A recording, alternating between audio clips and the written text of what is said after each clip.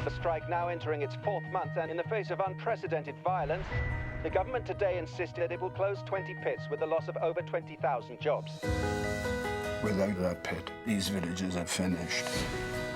Mining communities are being bullied just like we are. What they need is cash. Yeah, because the miners have always come to our aid, haven't they? It doesn't matter. It's the right thing to do.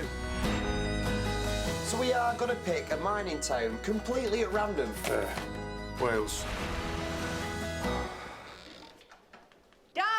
Your gays have arrived. Don't meet everybody. Name the group you represent in this case. Lesbians and gays support the miners. I'm hoping you can clear something up for me about lesbians. It did surprise me. Let them get settled in first, shall we? Oh. A gaggle of gays and lesbians has come out in favour of the miners' strike. We've been backed up by perverts. We've been through some of the same things you've been through. Look, we raised this money because we want to help you, and that's it. Everything will be all right once they start to mix. What the hell do you think you're doing? Get out there and find a gay or a lesbian right now. I don't want to give them the wrong impression. Right, because you're so bloody irresistible. Every day they're out collecting for us. What they're really doing is pushing their own agenda. You better shut her mouth or I'm gonna do it. That's enough. It's you lot, is it? The gays? Yes, lesbians and gays support the miners. What's going on? Thank you. Yeah. When you're in a battle against an enemy so much bigger, so much stronger than you, but to find out you had a friend you never knew existed, well, that's the best feeling in the world. What I was told about lesbians can't be true, can it? You're all vegetarians. You see what we've done here? By pledging our friendship, we've made history. Sorry, this is a man only. Oh, don't be daft. We want to see everything, even the rubber scene.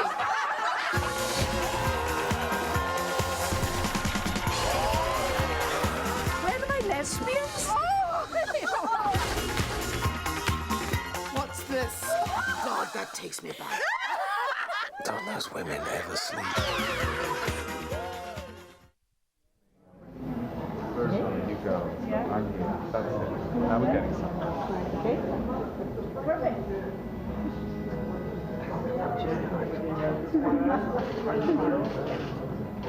Right here.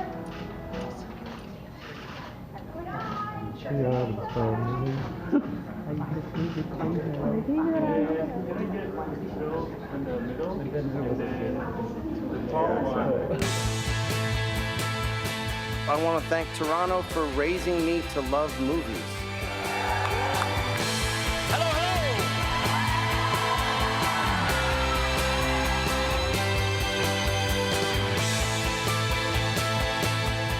Everyone has a big imagination. All of us do. This is exciting. My first film to premiere here at the Toronto Film Festival. It's an exciting night. You are the most globally exciting festival in the world.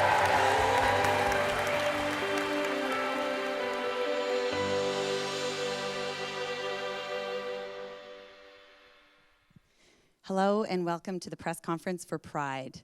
A few notes before we begin. This press conference is streamed live at www.tiff.net, and still photographs are made available on the TIFF media site. There are volunteers with microphones in the room to assist you with your questions. Please state your name and your media outlet. Please note, no photography is permitted during this press conference. Only those pre-approved media services may take photographs, and we ask that you do that from the first row and back.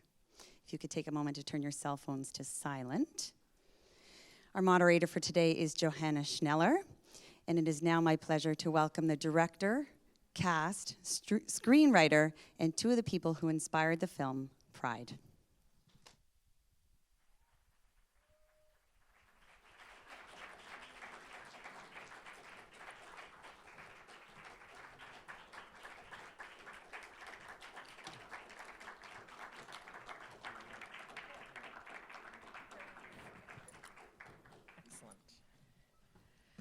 Hi, everybody. Thanks so much for coming out today, and thank you all very much on the panel.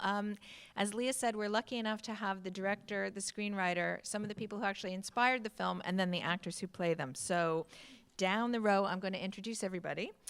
Next to me is Sean James. She's one of the real people behind the story. Jessica Gunning, beside her, plays her character in the film.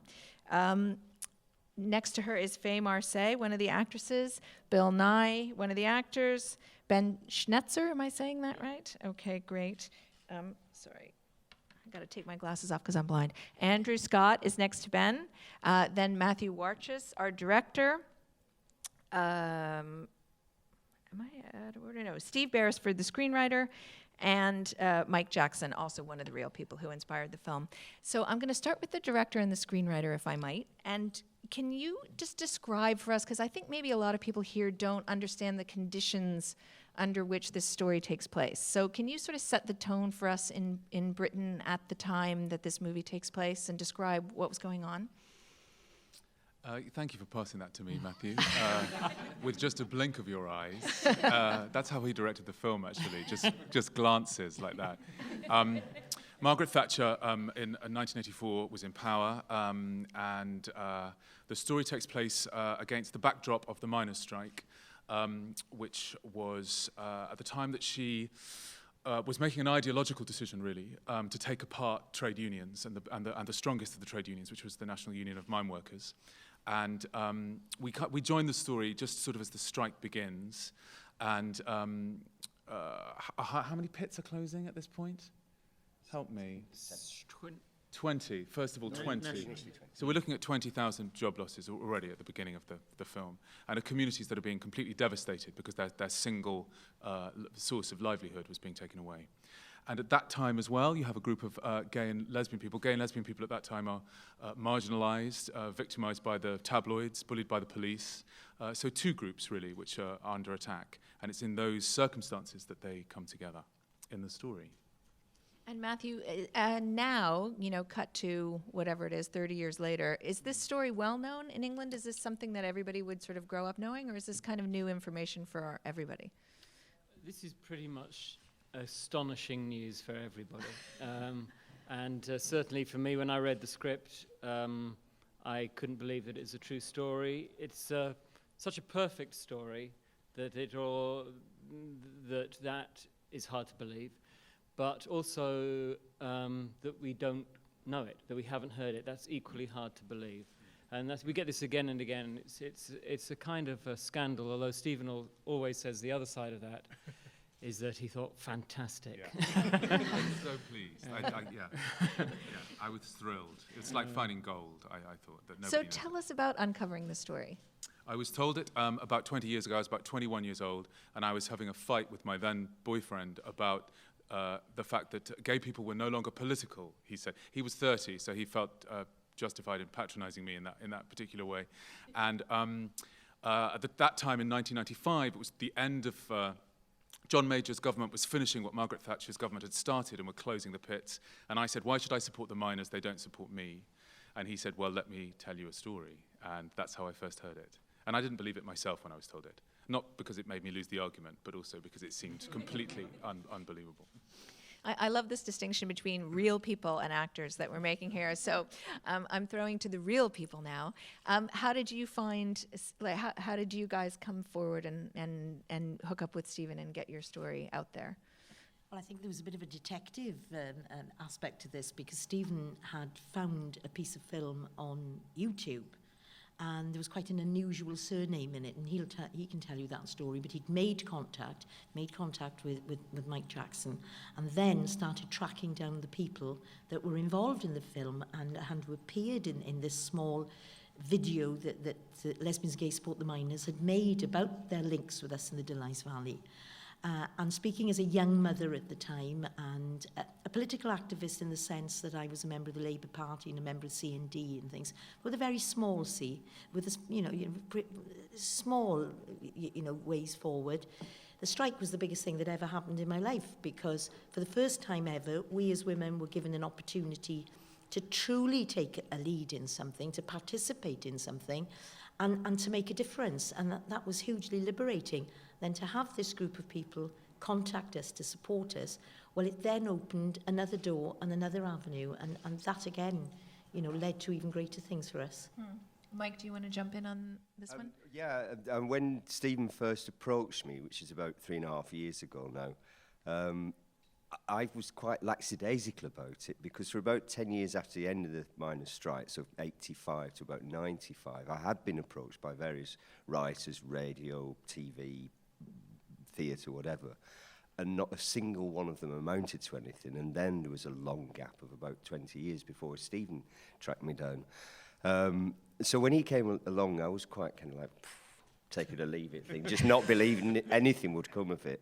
And here we are now. It's beyond our wildest dreams. This is fantastic. But he really got it. I think that was one of the things that when I met Stephen was how we got it, how we understood what the importance of what had gone on and the long-term legacy of it, and making the links with things that have happened in Britain and the changes and the advancements that we've made politically on behalf of gay men and lesbian in Britain.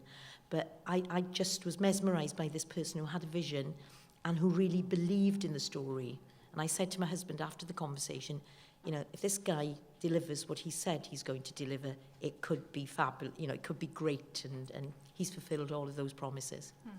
And he also spent a lot of time when he met us individually explaining who he was, really, to kind of make us feel confident that this story will be in very safe hands, that he is a man with great intelligence and great integrity.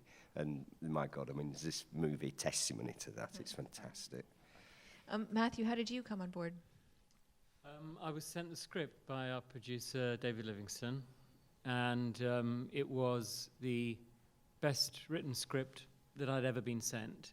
When I heard, before I received the script, I heard what the story was, I was a little bit concerned that it would be a rather sentimental. Bad. The word you're looking for is bad. Bad. Yeah. Sentimental and kind of fake, and a little bit, it could be contrived, you know. So I really didn't think I was going to want to direct. And then the script arrived, and within 2 pages, it was so surprising, fresh, original, authentic, funny, in a very natural way. And as you read on, you know, it just grows and grows in its depth and its dimensions, and became more important, and sense of significance about it. And I thought, well, this is definitely something that couldn't possibly not be involved with. And it's important to say, because I know people say that direct cinema is I have a theatre background, and people say that film is a director's medium. But Stephen, I clung on to him. He was with me all through the casting process, and most days of shooting the film, he sat near me, next to me, and I could consult with him and ask him the details of the script, or you know, did we need to start in that way, or what did that mean? And I took a sort of theatre approach in respecting the text. An awful lot of what you like about the film, what people like about the film, is on the page. And I think that's why the casting was relatively straightforward. The actors knew a good thing when they saw it. Bill, would you like to talk about what you saw in how they found you, and why you responded to it? The script came through the door, and it's kind of unannounced, and I read it cold, and it made me laugh from start to finish. I laughed throughout, and good scripts are rare, and funny scripts are almost never. And it also, I never ever read, even when I was later, when I was studying it and had read it several times, I never got through it without crying at some point. It was one of the best scripts I've ever read in my life, and I was kind of desperate to be in it. I loved playing this part. The 2 main themes are very close to my heart. If you were asked by your grandchildren what developments in your lifetime made you most proud to have been around for, one of them would be the emancipation of gay men and women in my lifetime. The other might be the civil rights movement in America. Because when I was young, it was, you know, people still went to jail for any public display of affection between people of the same sex. It's bizarre to say that, and I've never understood it, and I still don't understand it, any resistance to it whatsoever.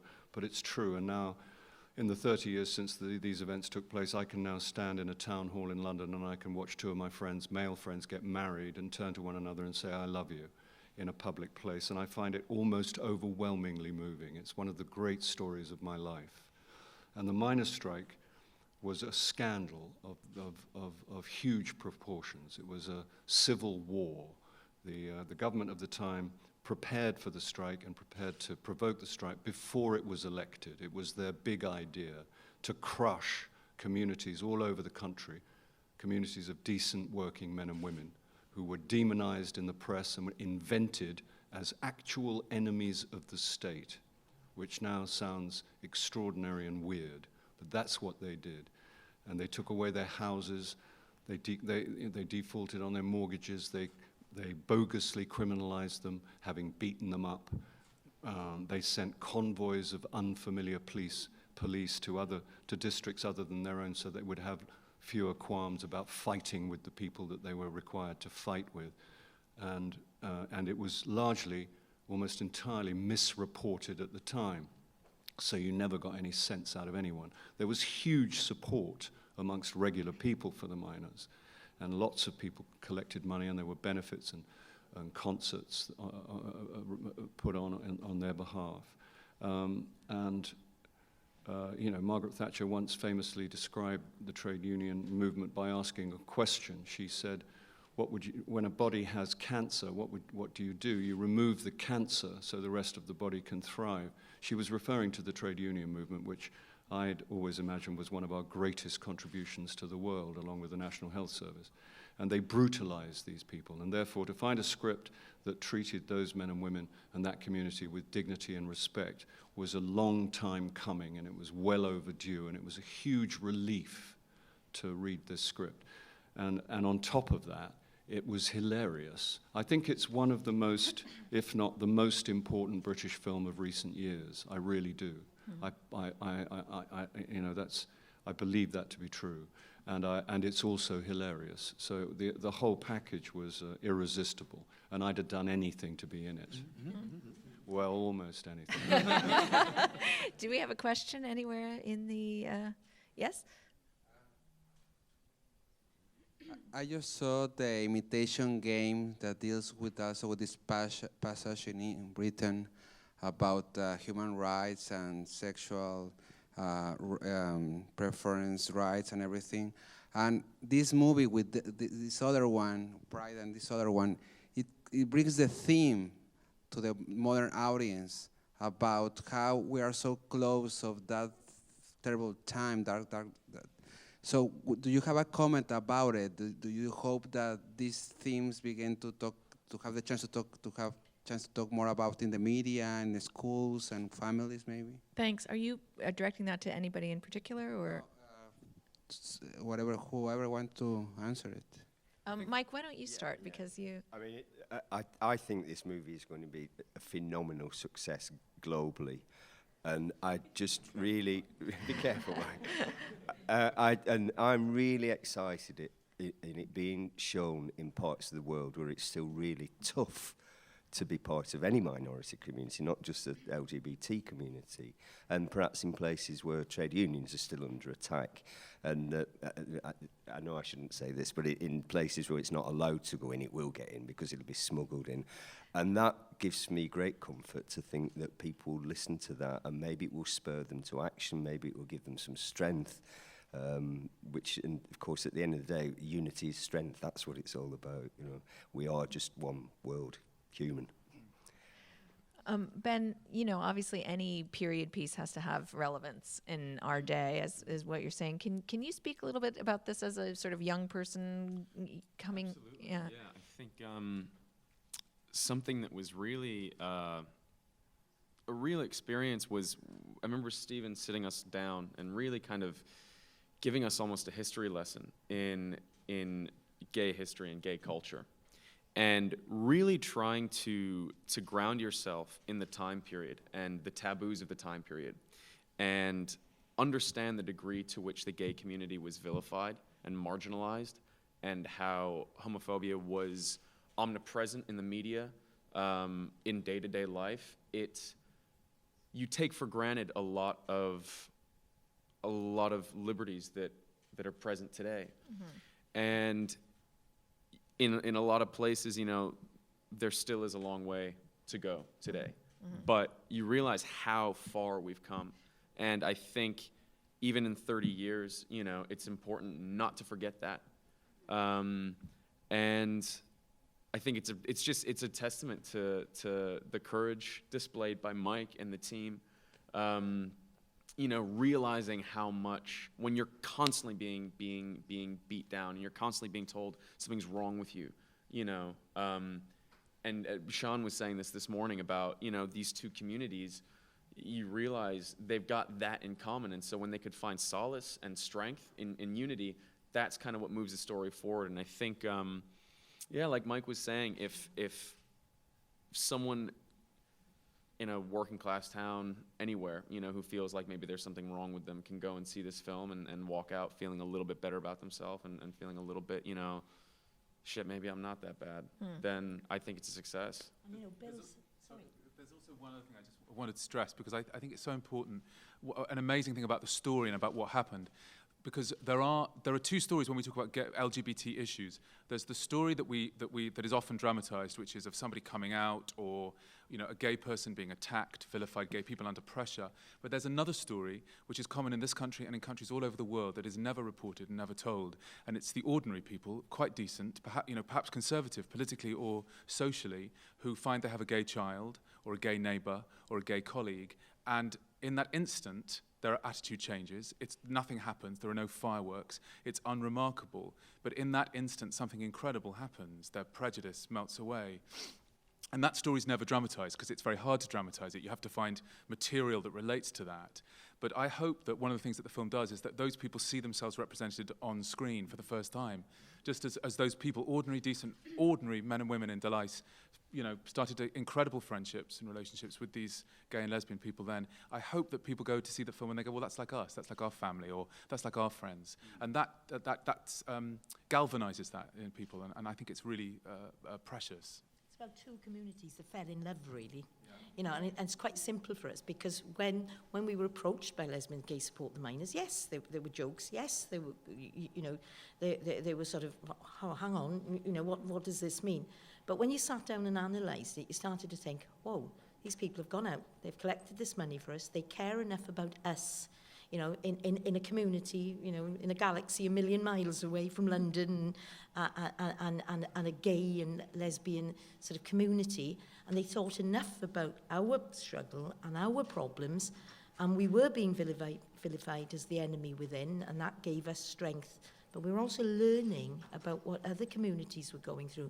So when we got together and we started to talk about those, it wasn't about sexual politics, it wasn't about, you know, the big top-line issues. It was all about what's it like to be in struggle, how can you support us and how can we support them.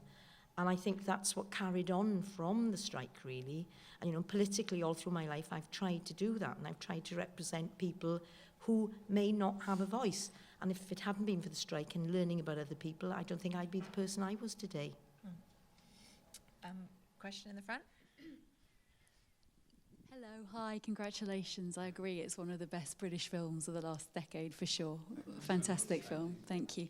I'd like to ask Bill and anyone else who wants to comment. Margaret Thatcher said there's no such thing as society, there's only individuals. And I think what really moved me in watching the film was the antithesis of that in fact, you know, people moving together in society. Is Pride in a way, does it reflect maybe a communality in a society that maybe we've lost in Britain? I don't know, over the last 30 years since Thatcher. I don't think it's lost. I think that, you know, there are many examples of that all over the country with you know, with regular people. That's one of her most terrible remarks. There's no question about that. It's an extreme remark, obviously, and it doesn't hang. It didn't hang then, and it doesn't hang now. She once apparently said that people accuse me of not knowing about the working class, when in fact every day on my way to school I walk through their streets. This was one of her other famous remarks. it was a grim time to be in Great Britain. The Thatcher years were. I used to apologise from anyone visitors from overseas. It's a bit like, you know. Yeah, I had a sign. I had a sign saying I didn't vote for. You know. It was a bit like when you went to America and people said I didn't vote for Bush. I mean, there was that thing. You know, it was like the first thing you wanted to say to anybody who was visiting from overseas. You know, really, it's nothing to do with me. Trust me. Now I've forgotten your question. Yes, I think it's possible. It's I do feel that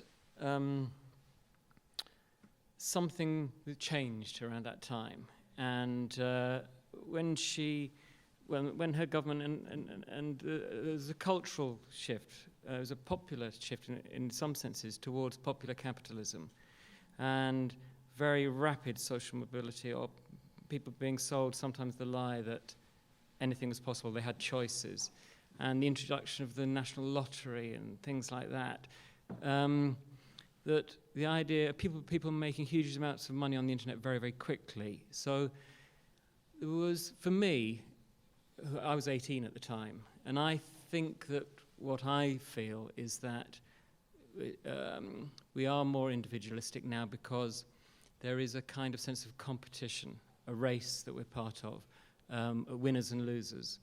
And so that there's a sort of a survival thing, which makes people more individualistic. If you add on top of that the effects of the internet and how much we connect digitally now through social media and so on, and emails, and less face-to-face, so you can join up and sign up for things with a click, but you don't necessarily have to turn up for meetings. And so there's many, many different things working towards a possible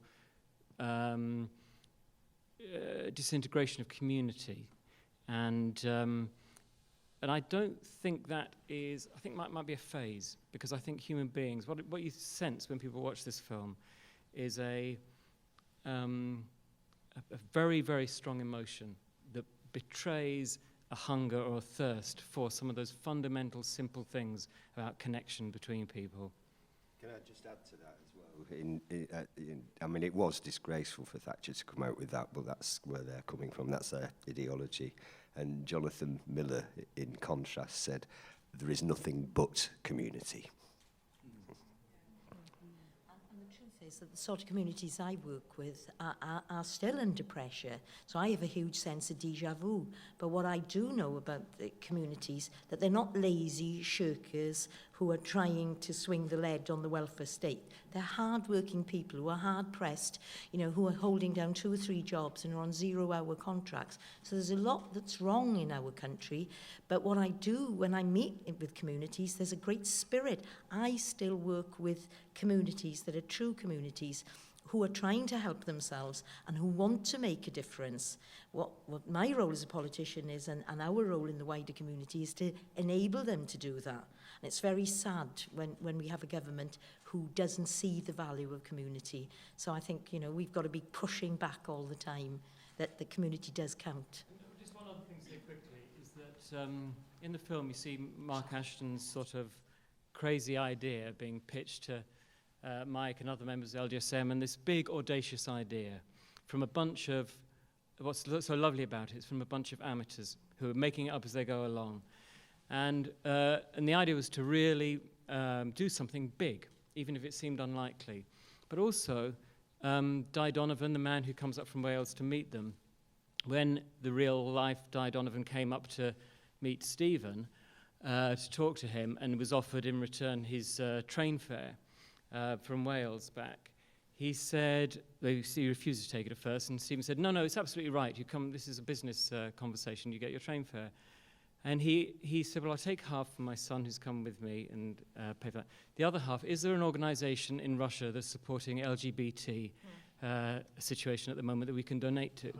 So just in that one small way of, that's the way of thinking, just a very small thing. It doesn't have to be a big idea. I think that what I hope the film says as well is that small things can make a big difference, and that there is, ultimately, defeat is a big part of this story as well. It's a very paradoxical thing. It's an enormously uplifting film in which the central characters lose their battle.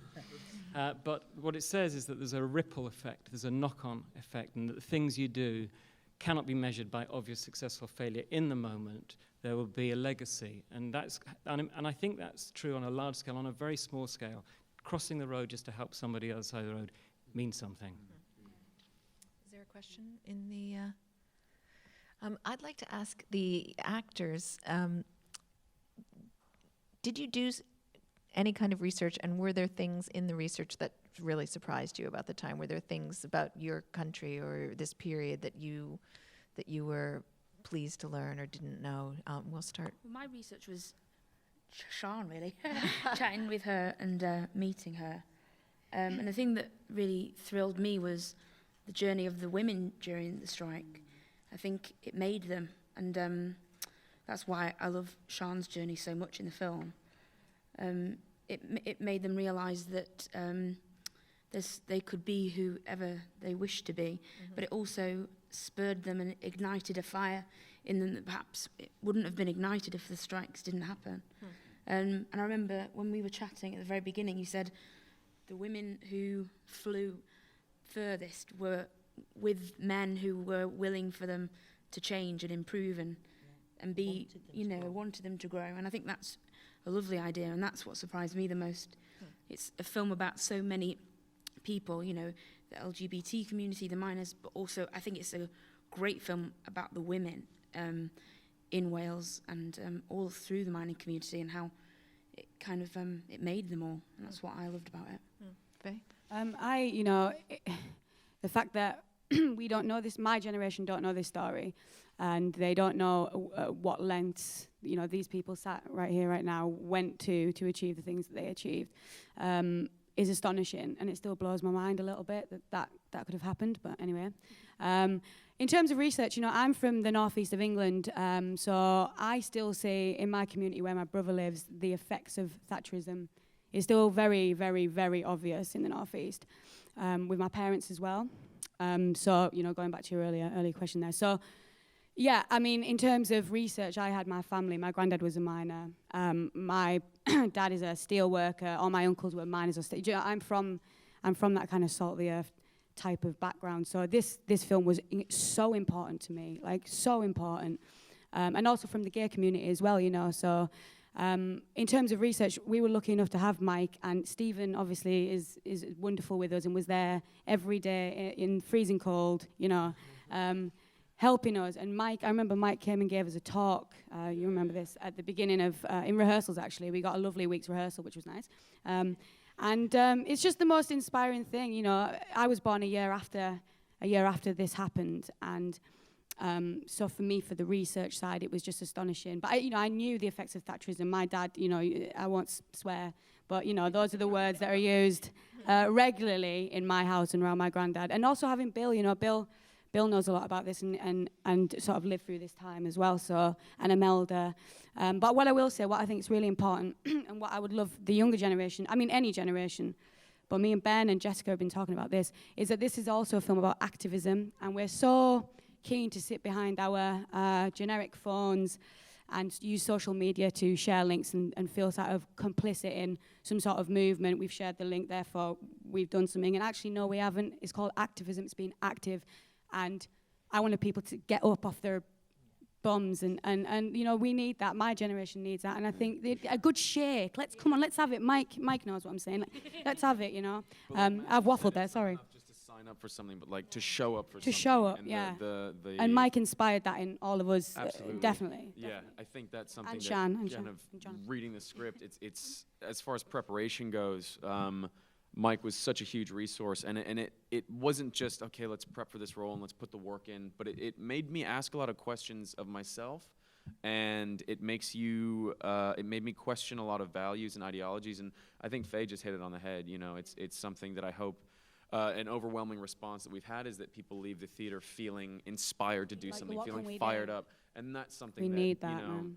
That's why you want to do this job, is to encourage people to ask questions and encourage people if they have a cause that they're on the edge of, fighting for, to just give them a little nudge, you know. Stop hiding behind the phones and the laptops. Yeah. Sorry, I'm you getting know. really. And there's a place for social media, you know, but it's not a Absolutely. substitute. It's not a substitute for action. It's not a substitute for human contact. You It is know? this is the generation though that has coined the phrase selfie. I don't think that's a coincidence in a way. And you know, with Twitter and everything, when you have 15 words or less to say something, what you choose to say is very, very important, and it would be great if people could use that opportunity to, you know, to say something that actually might not be looking towards yourself, but to say something about take a picture of somebody else. I think what was really brilliant for us in terms of preparing for creating an atmosphere for this film is the necessity of solidarity as actors together. It's quite unusual to be in a film where you're in a scene with sometimes 15 or 20 other actors. Usually there's 3 or 4 people maybe. So the idea of being in a film with lots of other people was actually really exciting and difficult for Matthew because we were all talking so much. We just never stopped talking. But that was really great, and it was really important that we had a company feel. And as Bill was saying, everybody really wanted to be there. I think sometimes that can be a great the nucleus of a successful film is when people really want to play their parts and feel incredibly passionate about it. And because the script was so well written, it was all set up for us really. Could I just add a bit to that as well? What the movie does really, really well is make people realise actually political engagement, that activity can be transformative, exciting, wonderfully funny. I mean, the laughs that we had throughout that year were incredible.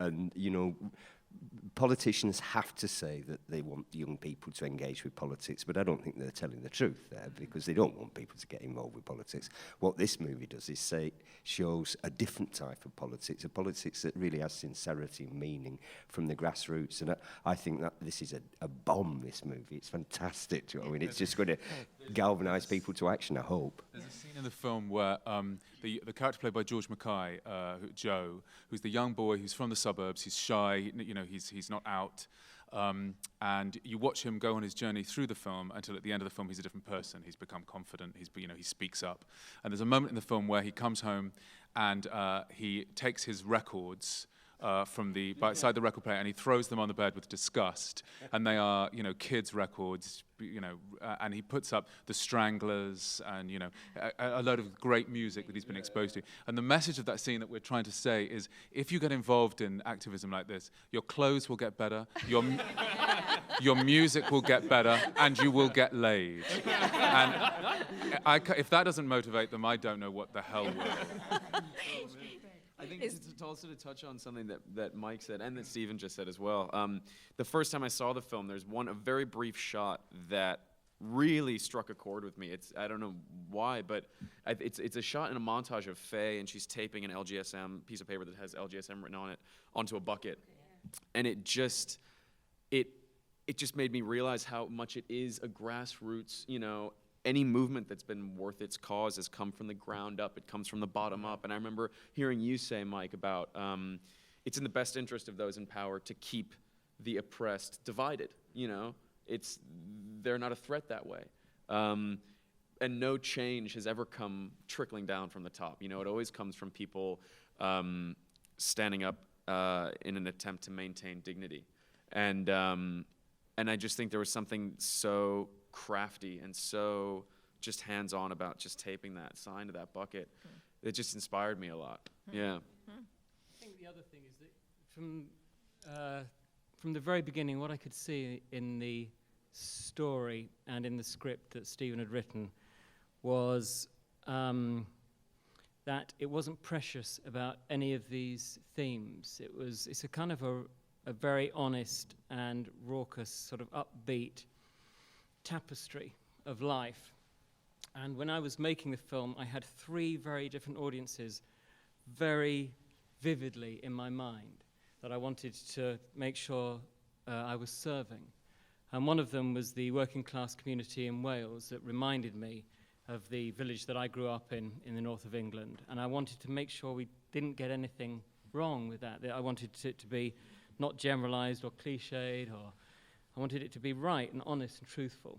And then there was the lesbian and gay community in Wales, that I was concerned to not make any generalizations again, cliches, and Stephen, for example, was very good in advising me just how muscly and not muscly the 1980s upper body of a man in a gay disco should or shouldn't be, very important things. Yes, And but the third audience was people who think they have no interest in trade unionism or the plight of gays and lesbians, and which is another very important audience, because the story is about the common ground between people, and what Stephen's script allows perfectly is everybody to come and find their own connection with it.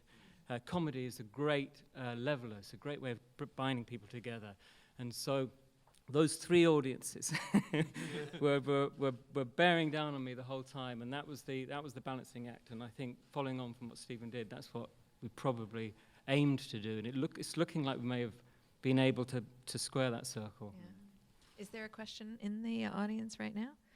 I want to ask you about the tone, because you said the word raucous, and you also said the word sentimental. And, you know, obviously you want to err on the side of raucous, I would imagine. But people cry. I cried, like everybody I know who saw the movie cries. And that's an important part of it as well. So talk a little bit about, both as writer and director and actors, about walking that line. Like, how do you police your own sentimentality? And Matthew and I had the first time we met, we had a conversation where Matthew said to me, "The older I get, the less time I have for tragedy," which I thought was a sentence of great wisdom. We both feel very strongly that the truth of life is that it's funny, even when it's dark, even when it's terrible. That's just how life is. It's exactly how I see it. And it came as no surprise to me that when I met the inhabitants of the Delice Valley and I met the lesbian and gay activists at LGSM, that's how they see life too. So in a way, it was absolutely natural that the tone, and also, anyway, as soon as I heard the story, as soon as the words lesbian and gay activist and Welsh miner had been put together in front of me, the jokes already start. It's funny. It is funny. That's part of its beauty. So I think, and Matthew's work, which I knew well in the theatre, is exactly, that's the kind of work he excels at, is stuff which is complex and difficult and big, intelligent work, but that also is shot through with humor as well. And it's about being truthful and specific, but also being funny and making an entertainment, which was above all what was so important. And I think that the way it's cast is with people who have got a very natural and authentic style and who are relaxed about comedy, so that they know that it's there, they know what's funny, but they're not straining to make it funny. And so that is another way of it allowing you to just be straight somehow. The thing about avoiding sentimentalities, it is just a balancing act. It was just really everybody at every stage, shooting a scene, editing particularly, getting out of scenes before there was any chance of any cloying moment, not finishing the Bread and Roses song in the hall, but getting outside to the boys who come in to disrupt it. Every moment is this beautiful, what's beautiful is the way it's sort of written. I'm not taking the credit, but it's this very careful dance between real emotion, very big emotion, but not sentiment. And there's a very fine line. There's a cigarette paper between those two things. Any of the actors want to add to any of that? What Sean said about the strike is, if we didn't laugh, we would have cried, Not once did they sit back and think, oh gosh, aren't we in a horrible place right now? They just move forward. So I think, hopefully with our performances, that's what we did as well. If we ever sat back and thought, oh, this is making me as Jess the actress emotional, you knew we weren't on the right track, because it's about powering through and it's not wallowing in any of that or feeling anything about, it's like, come on, let's do this, forward we go. Yeah, you're part of something much bigger, you know. It's not about ego, and it's not about any of that. You're with a group of actors that all believe so passionately in this story and the people, and it's just it's gun ho really, and you crack on because you're so lucky to be in it and to be doing it. Yeah. I think the circumstance is so powerful that, like Matthew was saying, you know, you trust the situation, and you get as rooted as you can in it, and then you just try and play the truth of it, and it takes care of itself. It's so well written. The comedy, the jokes are there. You just have to, you know, trust the situation and say the words. And I think from an acting point of view, especially, I haven't done a great deal of film, so kind of where I'm at, once it's game day and once you start shooting, I can't afford to look at the whole big picture of a film. I'm not versed well enough to do that. So it's day-to-day stuff. But when you feel as safe as you do in the hands of Matthew, you know, that's kind of, for me, it's like, that's his job. He's the coach. Like, I just got to do the play. But when you feel so safe, you know you're in good hands, then you really can commit to the situation, and you can commit to the day-to-day stuff and the day-to-day scenes. And I don't know, it's kind of the first time I saw a final cut of the film, it was just like everything that I hoped would be done in post was done and more. You know, sometimes you do something and it's not the film you thought you were making, whereas this, for me, not to like shamelessly plug it, but it's like the best version of the film I hoped we were making. The jokes aren't made up, are they? You see? They're all based on true things that happened, and everyone. So when we watched it as a community, when we were brought up, you know, the main characters, and it was shown in Swansea last week, you know, people got different elements of the film. They laughed at different things. They laughed at all the big jokes, but to the people that I watching that film, they got a lot of the nuances. They got a lot of the in-jokes. They got a lot of the cultural references, because they were their cultural references, and they were the situations that they'd found themselves in.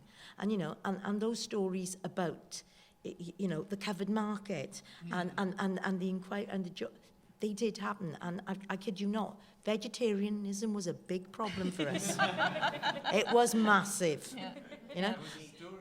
That Sean told me, which never made it to the movie, but which beautifully demonstrates how completely unsentimental these people were. And do you remember telling me that it was Hefina, I can't remember who else, but a few of the women walking up to the picket line are bringing, I don't know, lunch or something for the men. And you know, there were big, curvy Welsh women. And one of the policemen shouted out from one of the vans, "I thought you lot were supposed to be starving." And, you know, and she told me that, you know, laughing her head off about this extraordinary, you know, they were absolutely unprecious. They thought that was hilarious. Yeah. And we said that we were the starving miners' wives' choir because there wasn't one of us under a 42-inch bust. Stephen is really, I mean, also in the script there's so many examples of what in America, I don't know about Canada, in America they call the treacle cutter. So when you get to a sentimental moment, then it's undercut. So there's, you know, there's this great speech by Gwen, the elderly lady in the film, towards Faye's character, about the relationship for 40-year marriage and stuff, and then, Jesus, I'm pissed after the, or there's a moment when Ben's character stands up to make a big ideological speech. It could be a very heroic moment, but it's preceded by Imelda Staunton's character saying, "Get your feet off those seats." Yeah. So again and again, you just see something cutting it down, making it much more true to life, less cinematic, less fake. And somehow within all that, it still manages to be a fable. So it's an interesting balancing act. Bill, you're particularly allergic to sentimentality, I think, in the parts you play. Do you have a rule for yourself? Do you have a kind of mantra or anything like that when it comes to? I don't have a mantra.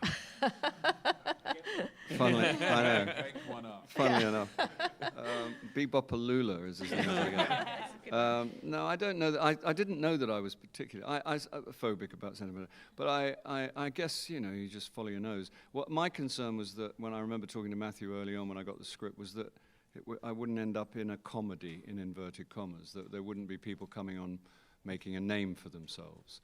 I think there is a way of describing acting, the performance that I admire, which is to say that it is there is a total absence of careerism, which is hard to, everybody's got to, make their way in the world, and it's tough sometimes, just instinctually sometimes you know what spin would help. And I suppose if I have a measure or a rule, the idea is to act without any, without an eye on the clock, as it were, that's the Holy Grail. And the Holy Grail for me, the beauty, the thing I love most is sort of undercover comedy, so, where nobody gets caught attempting to be funny. They're attempting to be funny, but nobody gets caught. That's what I love beyond anything else. And if people come on being funny, I want to kill myself most of the time. And I had that conversation with Matthew, and I could tell within about 6 sentences he had the same phobia.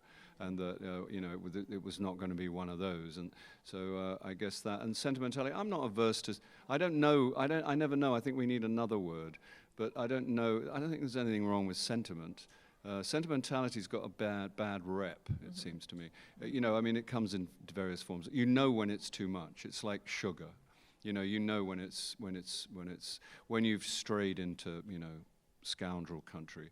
You know when you're behaving badly. But I don't think. Yeah, that's it. I was about to ramble. I'm going to say last call for questions from the audience. Does anybody else have one? Okay, I'll ask you one final one to the real people. Did you all stay friends? Are you still in contact with? Yes, isn't it? I've been to weddings. I've been to funerals. They've been to major sort of events in my life, my children's life, and those friendships were very dear to us because they were friends who did what friends do. They encouraged, they loved, and that's what's important. And what did I learn from it all? It doesn't matter who we love as long as we love. And of course the movies inevitably brought us a lot closer together.